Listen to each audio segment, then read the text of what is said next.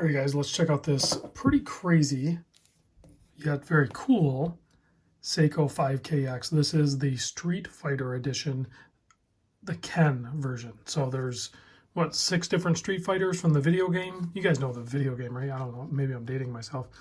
Well, the original one when it first came out anyway.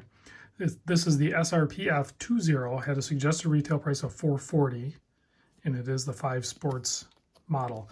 This is a limited edition model. Limited, they made 9,999 of them. If you can call that limited, I guess in the Seiko world it still is because they have such a large market. And I'm sure the Street Fighter edition watches are going to do very well because they resonate with maybe not even watch people, right? The people that are just video game, like there's a huge, huge cult following for video games. And there might be a sub following just for the Street Fighter series. Those people are also going to gravitate towards these watches. So very, very cool. It comes in this very nicely done box. I like the longer Seiko boxes. And it has a pop of gold trim. And then it has a nice labeled inside with the Street Fighter logo. So pretty cool packaging and very cool watch. So essentially, you know, standard 5KX affair here, or very similar to the SKX, other than, you know, it has the upgraded movement and then it loses some water resistance, whereas the older SKX obviously was 200 meter with a screw down crown. This one has a push-pull crown and is 100 meter water resist. But I highly doubt you would go diving with a watch like this anyway. This is definitely a fashion dive style watch. So it just gives it more options for pops of color everywhere. So it's very cool that they're capitalizing on that. There is a ton of colorways in the 5KX series. So case size 42.5 millimeter, 45.8 lug to lug drilled lugs. You can see that beautifully coated black case, still brushed up top, polished on the sides, but it's, you know, coated black. 13.6 thick, 13.6 millimeter thick, excuse me. Hardlex crystal top. And then I'm assuming they use Hardlex or mineral on the bottom. 22 millimeter lug width. And then, you know, obvious color tones here, the gold tone bezel, gold tone crown, gold tone handset, and logos and a little bit of printing down there in the automatic. So let's take a look at the case back here, and then we'll look at the top side. So as you can see on the case back, it is also labeled as the Street Fighter Ken series. Water resist, 10 bar, stainless steel, made in Japan, all that good stuff. And then if you look right, let's see if I can catch a good angle. Right there, you actually have the model number. So you guys know I'm a huge fan. When you're going to do limited editions, give us that number. This is number 2341 of Quad 9. So here's the top side.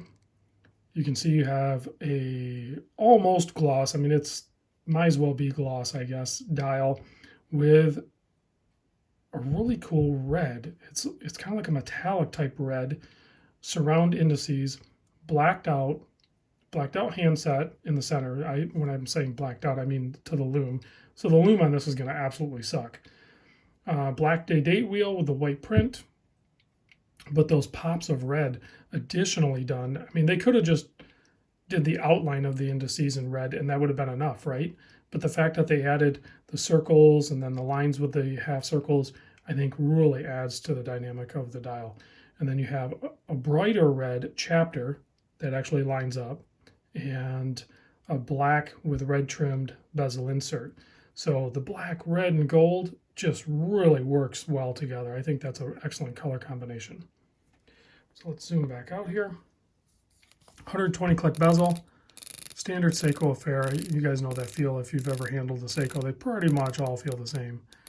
And it lines up. And then it has kind of like this ballistic nylon but padded strap. So it's kind of like leather or leatherette coated on the underneath. Not really sure what that stands for. If you guys know what that means, let me know. Some sort of gang sign or something? I don't know.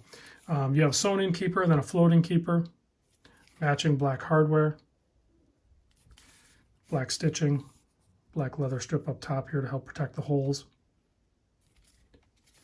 Let's pop it on wrist real quick. This watch is brand new, so this is the first time it's even been on wrist. Big thanks to Stewart for sending this in. I peeled the stickers off it, so I have to kind of do that for the video. So there it is on my 7¼ inch wrist. I think once this strap breaks in, if you wanted to put it on a cushion or something like that, you could probably get it to pre-break in before you start wearing it, or you could put it on a black, my favorite, the vulcanized rubber strap, or you could even just go with a black bracelet or something.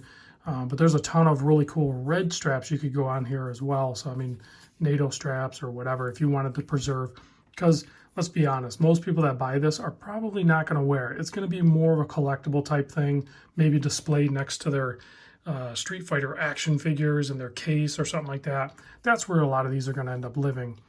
But if you did want to wear it and you wanted to preserve the strap, you can still wear the watch, guys. Just do a different strap or something and just wear it gentle. I wear most of my watches gentle, and I usually don't have any issues. I think you can do that and still collect watches.